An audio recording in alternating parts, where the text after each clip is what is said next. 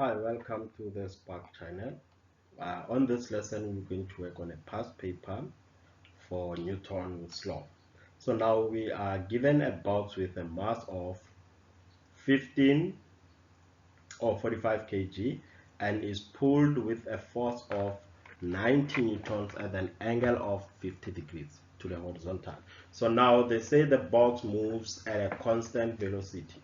So as you can see, the weight constant velocity, they put it in bold because it's very important that we keep in mind that the object is moving at a constant velocity. First question, they want you to define the term kinetic friction. Remember, frictional force is the force that opposes the motion of a moving object relative to what? To the surface. So make sure that you consult your exam study guide for the definition of a kinetic friction. So we're not going to waste time writing that down. Same applies to Newton's law. I need you to know how to apply Newton's law. So Newton's law says that a body will remain at what? A body will remain in its state of rest or motion at a constant velocity unless it's a non-zero resultant or net force acts on it. So that's Newton's first law. Please also consult your exam guideline on that definition. 3.3, they want us to calculate the magnitude of the horizontal component of the applied force. They want us to find Fx. So now look at this. If this is my force, I'm going to have Fx that will move in that direction. Let's call this Fx. Then we're going to have Fy going up. This will be my Fy. And the question wants you to find Fx. So I have an angle of 50, and this is my adjacent, this is my opposite, and this is my hypotenuse. So to answer question 3.3, what we're going to do on that one, we're going to say we have adjacent. Look at this. According to SOHCAHTOA, we have what? We are looking for adjacent. We are looking for adjacent, and what are we given? The hypotenuse, which is 90 degrees or 90 newtons. So now I have adjacent and hypotenuse. Which trig ratio should we use? The cos of that angle, the cos of 50 degrees, it's equals to adjacent, which is Fx, divided by my hypotenuse, which is just 90. So therefore, making Fx subject of the formula, we can multiply both sides by 90 and we'll get 90 the cos of 50 degrees. Right, but now I need you to always keep in mind that the formula for Fx, it's always Fx, it's equals to F applied the cos of theta. This is the formula that we always use. You just have to substitute your applied force and also your angle. So when you have it like this, you can just punch this on the calculator and you'll definitely get 90 the cos of 50. When we round this off to two decimal place, it's 57.85 newtons. Right, this is how we answer question 3.3. Now on 3.4, calculate the magnitude of the normal force. So in order for you to answer this 3.4, you need to identify all the vertical forces that are acting on that object.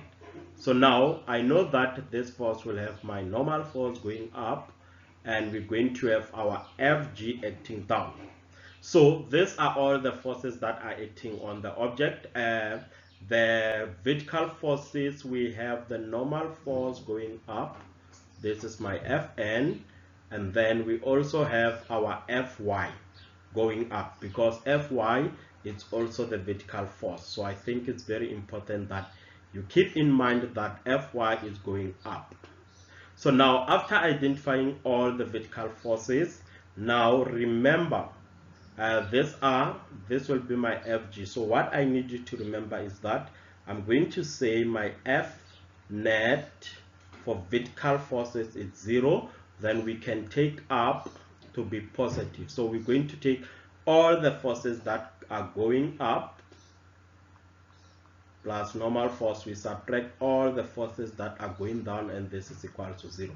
We are looking for what? The normal force. Therefore, what is the normal force equals to? Normal force, the Fg will go to the other side to be positive. Therefore, we need to minus what? Fy. Right. So I need you to remember that if my Fx is Fa, the cos of theta, what will be my Fy? Will be Fa, the sine of theta. So where there's F to work out on this, we can say that Fn is equals to Fg is the weight, which is mg.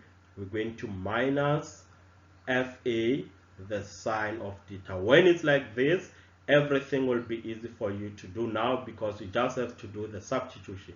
Your mass is 45 and G is 9.8 minus the applied force of that 90, the sine of 50.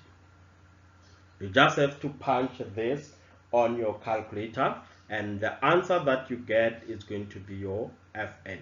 So now you punch this on the calculator, and we find that our normal force is 372.06. Make sure that you put it correctly on your calculator. 0.06 Newton. So this is my normal force.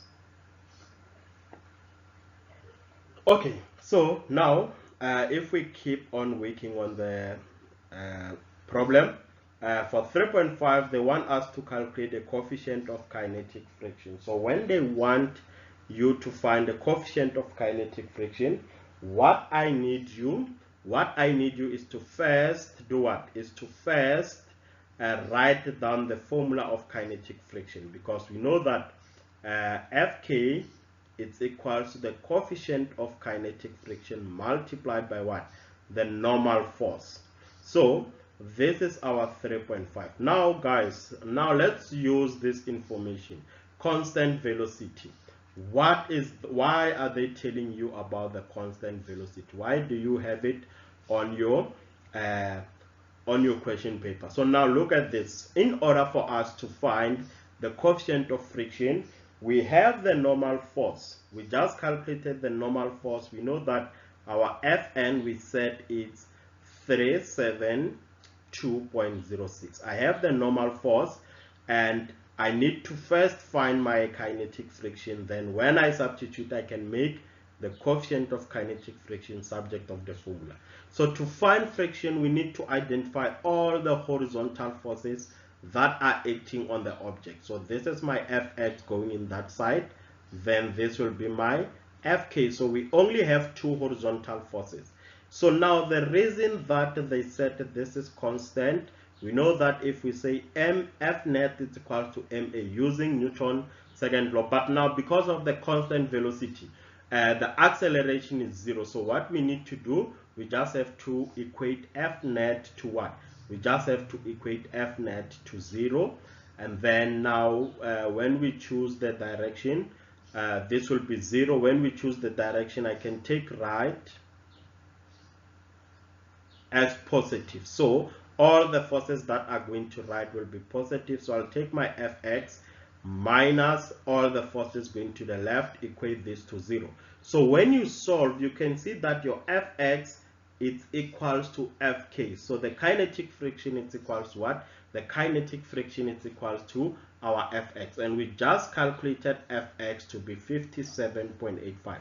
So now I can say that I have my kinetic friction, which is equal to Fx. This is 57.85 newtons. So we just have to substitute. Where there's kinetic friction, I can put 57.85, and this is equal to the coefficient of kinetic friction, which is the one that we are looking for. Inside the bracket, the normal force is 372.06. Right, so now to find K, we can divide both sides by that and tell us what is the coefficient of kinetic friction. So you have to take the 57.85. You need to divide that guy. You need to divide that guy by 37206. So You just have to put this on the calculator. I'm also putting this on the calculator. Let's see what we get. Okay, so when I put this on the calculator, this gives me the coefficient of 0.16. I hope you also got the same answer on your side. So the coefficient of kinetic friction, this one doesn't have any SI unit. Right. So now to answer the last question, they say, will the coefficient of kinetic friction change if the angle of the applied force is decreased? Right? Yes or no, and give a reason. Guys, for the fact that they are asking us about the kinetic friction, please know that the kinetic friction, this guy will always remain the same. The coefficient of friction remain the same. It doesn't matter what we change. If we increase the applied force, if we increase the angle, the coefficient of friction remains the same. And the reason for no, we're going to say the answer is no. The reason for that is that the coefficient of friction depends on the nature of the surface. So we're going to say the answer for this one is no, because UK depend on the nature, not the angle. It depends on the nature of the surface. It depends on the nature of the surface. I hope this makes sense for everyone. Or you can also say the type of the material in contact with. It's fine. But this is how you answer a Newton's second law. Newton's first law questions. And thank you very much for watching. If you liked the video, please make sure that you hit the subscription button so that you don't miss the next lesson.